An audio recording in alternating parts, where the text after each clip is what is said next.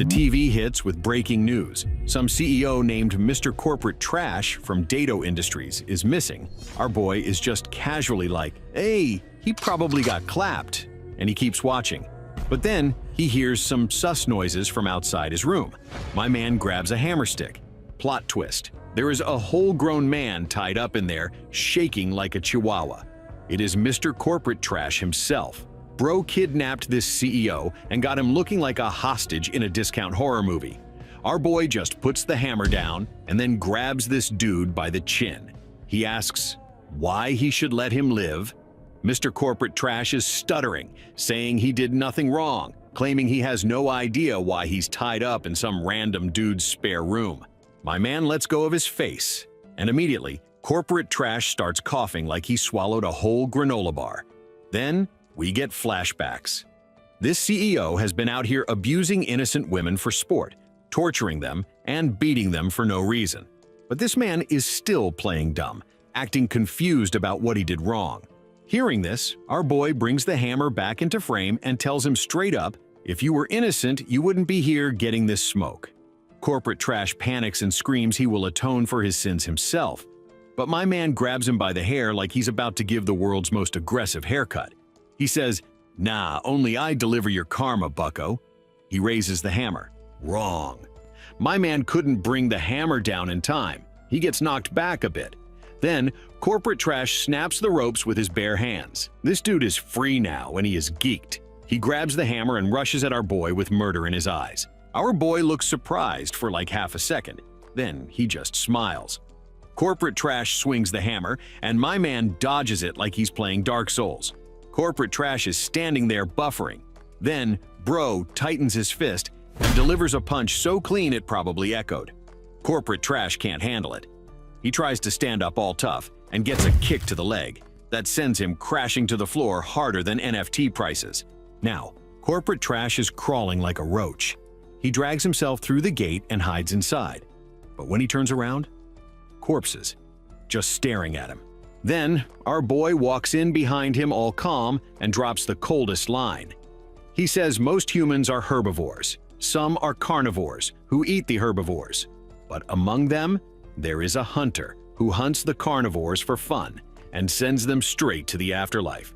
Time to send Corporate Trash to meet his maker. Right when our boy is about to deliver the ultimate combo, the door gets demolished. Police officers flood in like a Call of Duty raid, surrounding my man from every angle with guns aimed at his head. The commander starts hitting him with the whole pack of charges: kidnapping, confinement, and murder. Our boy looks at them like, "Bro, how did you even find my crib?" The cops get aggressive real quick, firing a warning shot into the air and telling him, "These guns aren't Nerf blasters." Then, Bro just starts laughing. He tells the cops that this CEO deleted 6 women, tortured them, and took pictures while they died. The police are shocked. Corporate Trash starts sweating bullets. My man points at the corpses in the room and says, "The one who should be catching these bullets today isn't me. It is him." Corporate Trash is panicking, but then one of the cops says that in his eyes, the only murderer here is our boy. That ignites something in my man. He realizes talking to these guys is like explaining algebra to a goldfish. So he swings the hammer. The police immediately open fire. As the hammer connects, bullets fly. Our boy sees a bullet coming at him in slow motion, and he thinks to himself, "If I just had one more chance, I would teach all these animals a lesson they would never forget." Then, the bullet hits him. His whole life flashes before his eyes like a movie trailer. Suddenly, our boy's eyes snap open, and he lets out a scream. He can't believe he is still breathing. There is some random dude standing in front of him, who also thought my man was dead. When random dude sees Bro alive, he goes ballistic. He grabs our boy by the collar, complaining about the effort it took to drag him from the market. He shoves our boy into the room and bounces, saying, "See you later." My man is furious. He tries to grab a stone to chase the guy, but his body feels weaker. He checks himself out, and what he sees, this is not his original body. Zero muscle, bones sticking out, and scars everywhere. Then he looks outside. He sees the moon. He starts recognizing where he is. In the distance, there is a massive empire stretching across the horizon. His anxiety turns into pure excitement. tears start flowing because his wish actually came true. Bro starts laughing like a maniac. Then, a message pops up. Welcome, player, to the world of the truly strong, Murim Online. Our boy forms the creepiest smile ever. The next scene opens in a stable, where a kid named Stable Boy is busy cleaning horses. Before he can finish, a dude named Nose Pincher appears. He gestures for Stable Boy to come along. Stable Boy hesitates because the cleaning isn't done yet, but his reluctance is met with straight cruelty. Nose Pincher grabs him and reminds him of his position. He says as an orphan surviving on scraps, he has zero right to question orders. Little bro gets dragged along with no choice but to follow. They roll up to a blacksmith's workshop where a crusty old man is waiting, asking where Nose Pincher is. Budget Thug just brushes it off, saying Nose Pincher is busy living his best life. The blacksmith doesn't care about the excuse. He's focused on the job, moving a massive pile of rusty swords and broken weapons. Old Hammer Guy notes that this would be tough with only 2 people, but Budget Thug finds this hilarious. He points out they already have the perfect worker. Without warning, he delivers a brutal kick to Stable Boy's back, sending him crashing to the ground like a dropped phone. Budget Thug yells at him to stand up, his voice full of straight malice. He decides Stable Boy will handle this entire job solo. Satisfied with himself, he leaves the workshop and abandons him right where he fell. Old Hammer Guy watches silently, pity all over his wrinkled face, but he does nothing. With nobody to help him, Stable Boy forces himself up and starts hauling heavy sacks of weapons onto his back. The weight is insane. He is stumbling, collapsing over and over, but each time he pushes himself back up.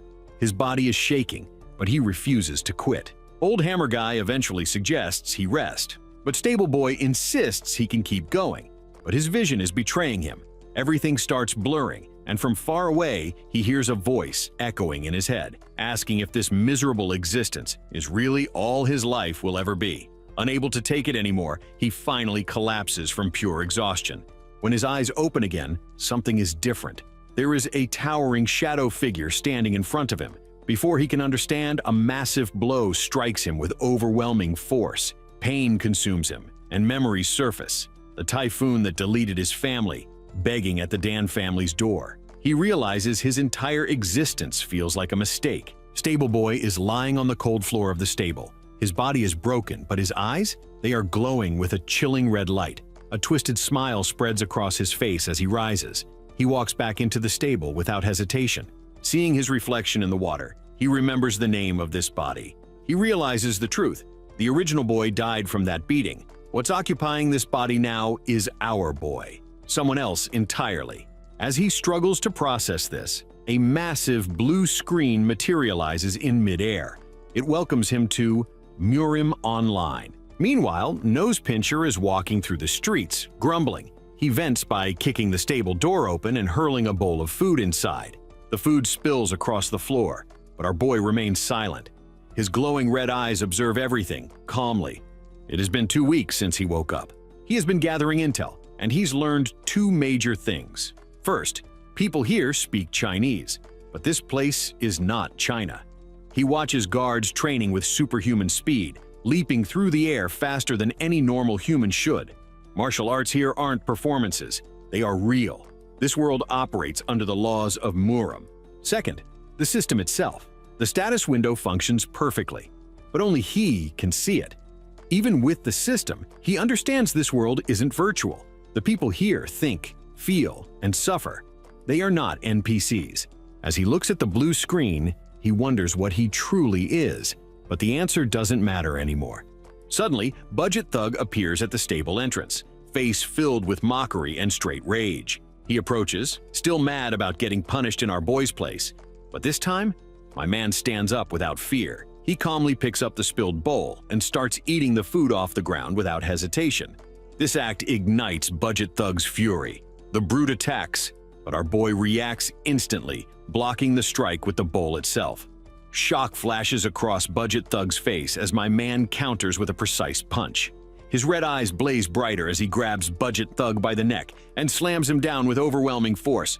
Without mercy, our boy unleashes his rage. His fists crash down again and again, blood spraying across the floor like a Tarantino movie. The assault continues until Budget Thug cannot even resist anymore.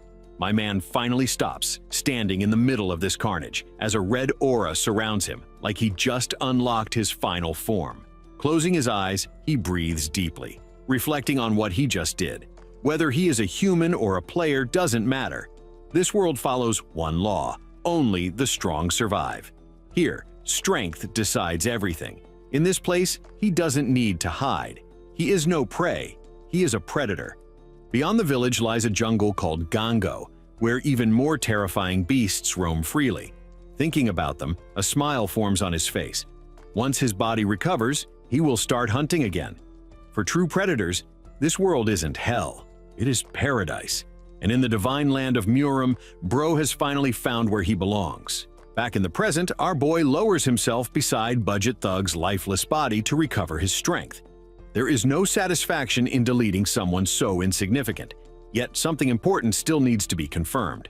With a calm expression, he turns his attention to the corpse, preparing to test a theory. As soon as he focuses, a familiar command takes effect. A massive blue interface materializes before his eyes. The inventory window opens instantly, flooding his vision with light. At first glance, my man notices a critical difference. In Murim Online, inventory slots were rigidly divided. Here, though, the space is completely open, one vast, seamless void. Curious, he slowly extends his hand into the floating screen. The sensation is real. The interior space stretches endlessly. His eyes move from his own hand to Budget Thug's body, and a new idea takes shape. Remembering how things worked in the game, he steps closer to the corpse and presses his hand against the man's face. The reaction is immediate. The body starts distorting unnaturally. In an instant, blue light engulfs it, pulling it inward like it is getting vacuumed into the void itself. Within seconds, Budget Thug's body vanishes completely. Our boy watches in stunned silence. Disposing of bodies has never been easier. A more dangerous thought follows: can living beings also be stored inside? And if so, would they stay alive? Scene shifts to the next day. In a busy courtyard, several dudes are standing around chatting, while our boy quietly sweeps the ground nearby. Though his movements look slow and submissive, his attention is sharp. My man continues working, listening carefully without raising suspicion. Suddenly, one of the guards turns toward him in irritation. Without warning, a harsh slap lands across Bro's face. Blood trickles down his skin as he lowers his gaze. The guard gets angrier, offended by the boy's silence, and assumes he has suddenly gone mute. Our boy responds by pretending confusion, expression vacant and unfocused like his brain just buffered. The man grabs him roughly by the clothes, convinced little bro is faking stupidity. After berating him further, angry guard points toward a horse and orders my man to take it out for a walk. Bro bows clumsily, stammering just enough to sell the act. Annoyed by his inability to speak properly, the guard dismisses him. Leading the horse through the village, our boy moves through crowded streets in a lively marketplace. Merchants are shouting, people bargaining, stalls overflowing with goods. His eyes absorb everything: paths, faces, habits, escape routes. Suddenly, movement catches his attention. A group of NPC children hiding in a nearby alley, watching him with cruel curiosity. One of them suddenly hurls a stone. It strikes our boy squarely on the head. Pain flashes through him as blood runs down his face. The children burst into laughter, mocking him openly. For a brief moment, something terrifying leaks through. My man turns slowly. His presence shifts, and for a split second, his form seems to darken. The children freeze. One of the boys rubs his eyes, uncertain if what he just saw was real or if he needs glasses. Then it disappears. Our boy immediately resumes his vacant expression, pretending not to understand what happened. Without reacting further, he turns away and continues walking the horse. Encouraged by his silence, the children resume throwing insults, laughing as they retreat. My man ignores it all. His head stays lowered, steps steady. Bro has that Death Note energy now. Every single one of these NPCs is getting added to the list. Elsewhere, Mouth Breather is complaining loudly as he cleans weapons. He is grumbling about Budget Thug and all the extra work being forced on him. Irritated, he heads toward Budget Thug's room. When he opens the door, shock floods his face. Our boy steps out calmly. Inside the room, every weapon has been thoroughly cleaned and organized like a professional armory. Mouth Breather is confused and uneasy. He wonders if little bro finished not only Budget Thug's work, but his own as well. My man simply stares at him in silence, his expression unreadable like an NPC with no dialogue options. Mouth breather assumes fear finally taught the boy obedience. Just then, our boy extends a small pouch toward him. Mouth breather's eyes widen. The pouch is filled with coins. Shock turns into laughter as he believes the boy has finally learned how the world works. He takes the money and leaves in high spirits. From a distance, our boy watches with a cold gaze. Mouth breather doesn't even realize he just took his own money back. Walking through the city, Mouth breather is admiring the weight of the coin pouch. He arrives at a large building and tosses the pouch into the air playfully. The man at the entrance, lobby guy, greets him warmly. Mouth breather makes a request with a leering grin that is probably illegal in several countries. Money changes hands, and Mouth breather is directed toward a room at the far end of the second floor. Left alone inside, Mouth breather waits impatiently. Moments later, a woman enters the room. Her beauty leaves him stunned. He watches her approach with eager excitement. Unseen by him, a single red eye watches through a small hole in the wall. Every movement inside the room is observed with absolute focus. The one spying from the shadows? That is our boy. Back at the front desk, lobby guy feels a wave of disgust as he watches Mouth breather disappear. The thought of the man chasing a girl so young turns his stomach. Even so, his attention drifts to the coins in his hand. He convinces himself that money carries no guilt. Moments later, a dark silhouette appears at the doorway. Our boy steps forward uninvited. Annoyance flashes across lobby guy's face as he rises to confront him. In response, my man produces a pouch of coins identical to the first one. He pretends to stammer while pointing toward a specific girl. Greed immediately overtakes the guard's irritation, realizing tonight will bring double profit. He gestures toward a second room and allows our boy to pass. My man moves silently toward his destination like he is playing hitman. Inside the room, Mouth breather is distracted, unaware of the presence creeping up behind him. Instinct kicks in too late. My man strikes without hesitation, looping a cloth around the brute's neck and tightening it with brutal precision. Panic floods Mouth breather as his breath is cut off. Our boy does not relent. A vicious punch crashes into his face, followed by a devastating knee strike that sends him flying like a rag doll. The red glow in bro's eye burns fiercely as he rains down merciless blows. Moments later, the body goes limp. My man grips the face briefly, confirming the absence of life like he is checking an enemy in a video game. He then shifts his gaze to the bed, where a girl lies motionless.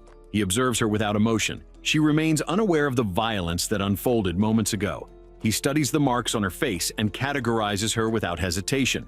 A herbivore, weak prey, lacking the strength to protect herself. With his objective complete, our boy stands to leave. Suddenly, a realization crosses his mind.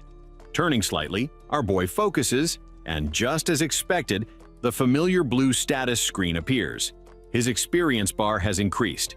The confirmation is undeniable. Deleting people in this world grants experience points. With enough accumulation, leveling up is possible. His red eyes gleam like he just discovered an infinite money glitch. Strength here has no ceiling. With more power, hunting will become easier, faster, and more efficient. This world offers limitless growth to those willing to take it. Content with this discovery, Bro lowers himself to the floor, allowing his thoughts to settle. A terrifying calm replaces the violence within him. He has that Sigma focus now. Elsewhere, Lobby Boy Jr. is pacing impatiently in the hallway. Moments later, Sleeping Beauty rushes toward him. She is quickly ordered inside, apologizing nervously as she disappears into the room. Unease begins creeping in. Lobby Boy Jr. frowns, troubled by the silence. Something feels wrong. He knocks, but no response comes. Irritation turns to anger as he calls out repeatedly, receiving nothing but silence. Then, a scream tears through the hallway. Lobby Boy Jr. crashes through the door without hesitation. Inside, Sleeping Beauty is curled up on the bed, shaking violently in terror. His eyes widen as the full scene comes into view. From the ceiling hangs a dark figure, swaying slowly. Feet dangling in the air, lifeless. It is Mouth breather. The sight freezes him in place, unable to comprehend who could have done something so monstrous. The scene shifts far from the city to Anhui province, a vast land of commerce and wealth. But wherever money gathers, shadows follow. To counter the chaos of bandits and thieves, martial arts sects rose up. The most influential power was the Dan family. feared for its intelligence network, the Black Crow Division. They basically had the FBI on speed dial. Recently, even the Black Crow Division has been shaken.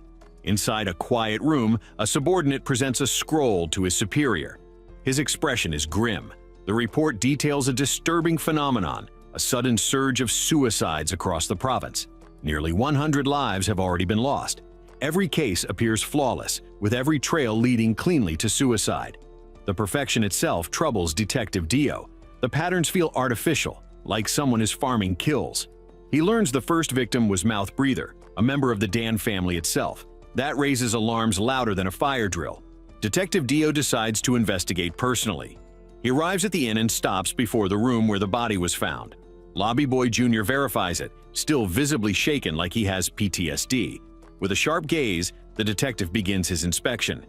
Everything appears too clean. No signs of forced entry, no trace of struggle. For an outsider to enter unnoticed would have been nearly impossible. He studies the wooden wall and the ceiling beams. Everything is tightly fixed. Detective Dio briefly considers the suicide conclusion once more, but he is still uneasy. He asks whether anyone stayed in the adjacent room. The answer comes quickly. There was a guest who arrived at the same time as Mouth Breather. Plot twist, the name given is our boy. Elsewhere in the city, my man walks a horse calmly through the crowded streets. He reflects on his earlier kill and realizes the experience gained from Mouth Breather was far greater than from previous targets. This leads him to an important conclusion. Mouth Breather had been a martial artist. Stronger prey yields greater rewards. However, our boy knows his current strength is still limited until his body improves. He must choose his targets carefully. Suddenly, a broad-shouldered dude with a vulgar grin approaches. They surround our boy, mocking him and demanding acknowledgement like they are collecting tribute in an MMO. My man immediately categorizes them as ordinary street thugs. He briefly wonders how the original body endured such humiliation for so long without snapping. Annoyed by his silence, one of the street rats strikes him.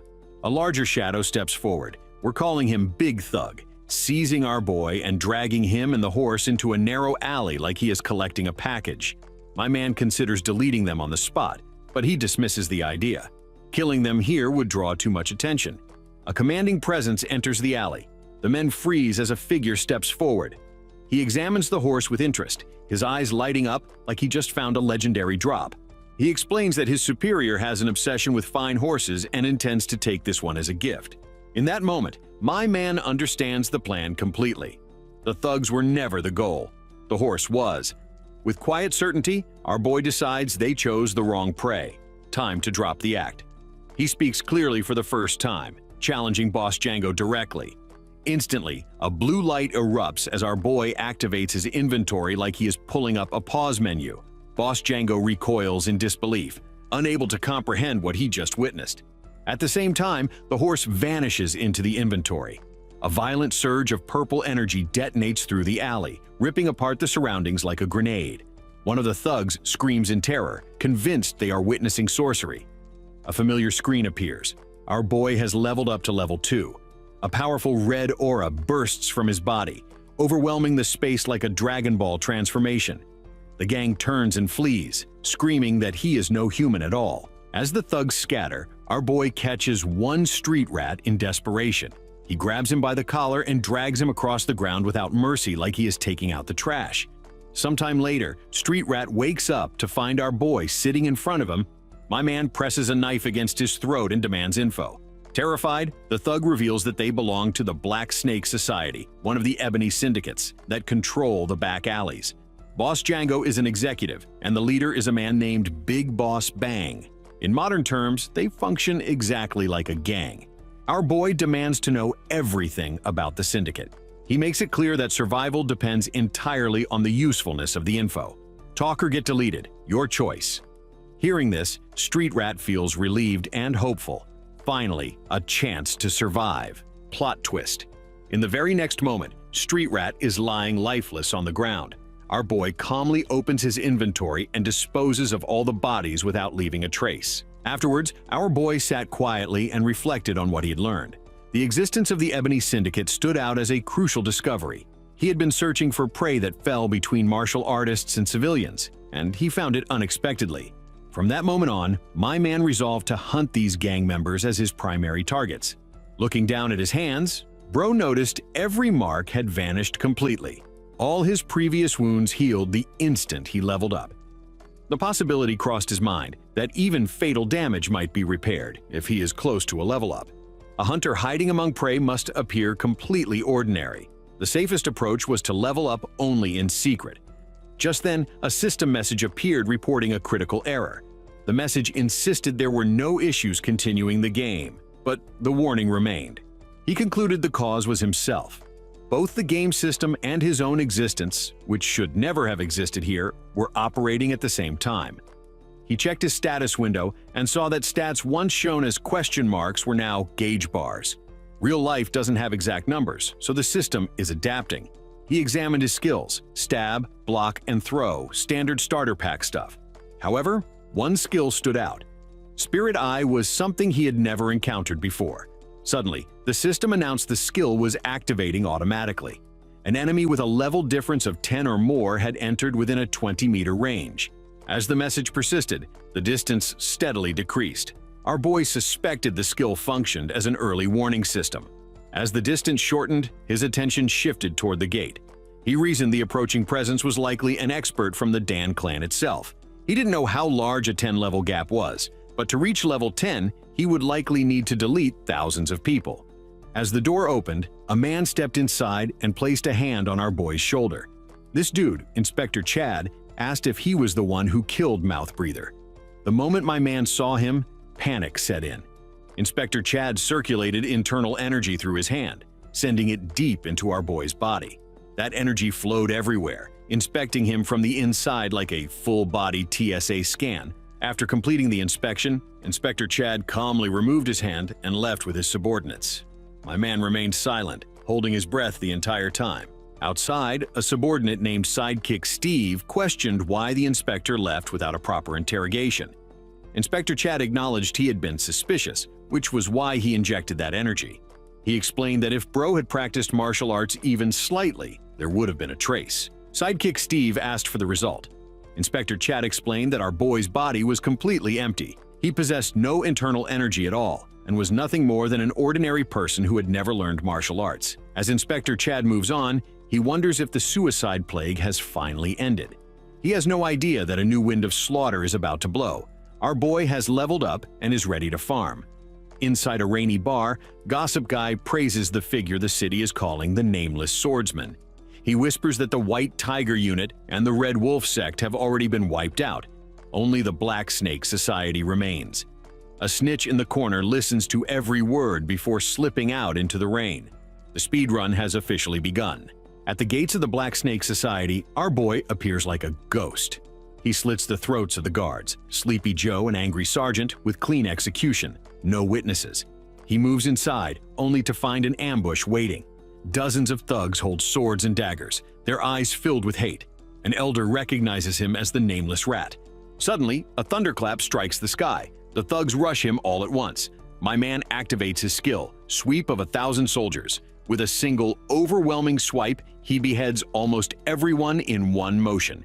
The survivors stand frozen, watching their entire squad get team-wiped in seconds. Our boy doesn't stop. He grabs two men and drives his sword through both at once. A bald man named Baldy McBackstab tries to strike from behind, calling our boy trash. My man activates his inventory, pulling a blade out of thin air like a magic trick and slicing Baldy's throat. The thugs are buffering. They can't comprehend how a blade just appeared in his hand. But then, Sneaky Grandpa hurls a dagger that strikes our boy hard in the stomach.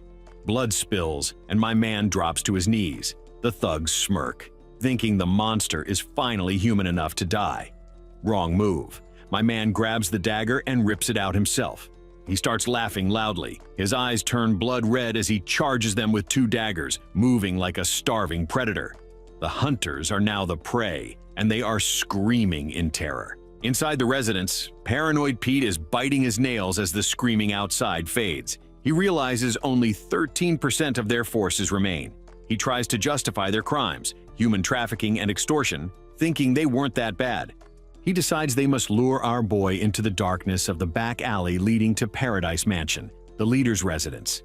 He believes the shadows will give them the advantage. Paranoid Pete watches from the balcony as our boy steps out of the Black Snake Society's main hall.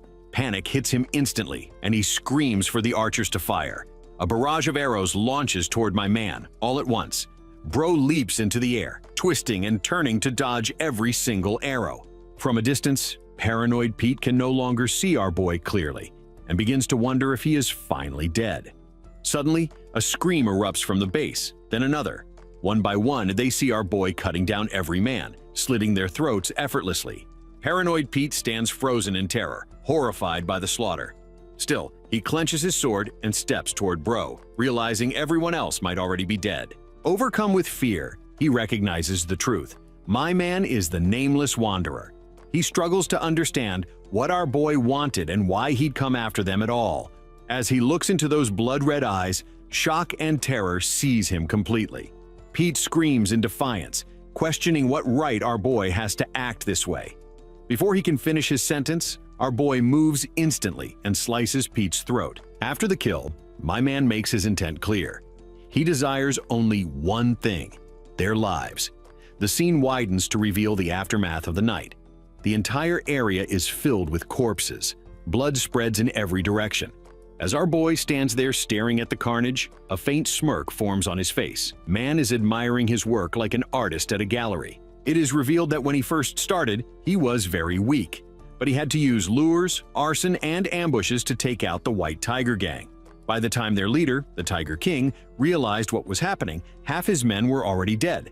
Because of these mysterious murders, the villagers gave our boy a nickname: the Nameless Wanderer. After obtaining this new mask, deleting members of the Black faction became even easier. When he finally killed the Tiger King, his level reached 5, and he gained his first active skills. He acquired King Gong for movement and the 3-power sword technique. My man smirks, realizing he can finally confront the Black faction directly.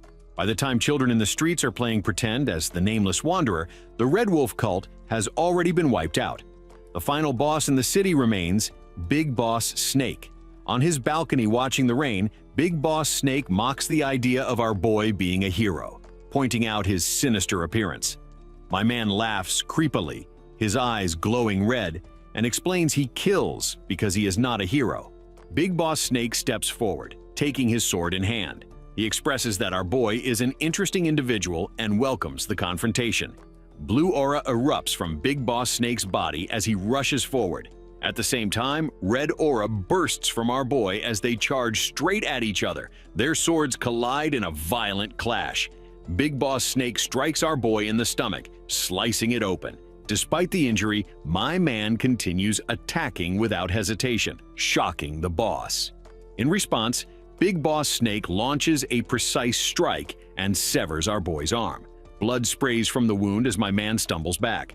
Big Boss Snake smiles with a disturbing expression, noticing Bro's body isn't in perfect condition anymore. As our boy blocks the incoming strikes, he realizes his wounds are being targeted repeatedly. Even if it means sacrificing his own flesh, he has to turn this around.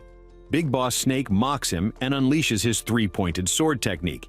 He strikes my man again, causing more blood to spill. Using a rope-like weapon, he wraps it tightly around Bro, restraining him completely, then cuts off his other arm. Laughing triumphantly, the boss celebrates his victory. Suddenly, our boy smirks and kicks Big Boss Snake away. My man is shocked to see Big Boss Snake stand up once more. Looming behind him in the shadows is a massive blue snake. Big Boss Snake realizes our boy doesn't fight like a martial artist. He fights like an assassin or a hunter. But with our boy at 10% HP, Snake thinks the game is over. He rips open his shirt, revealing his body resembles a snake. He merges with his shadow snake, rising into the air with overwhelming power. Big Boss Snake's giant snake opens its massive jaws and lunges forward, ready to swallow our boy whole. Does our boy have one final trick up his sleeve? Or is this where the grind ends? Let's find out.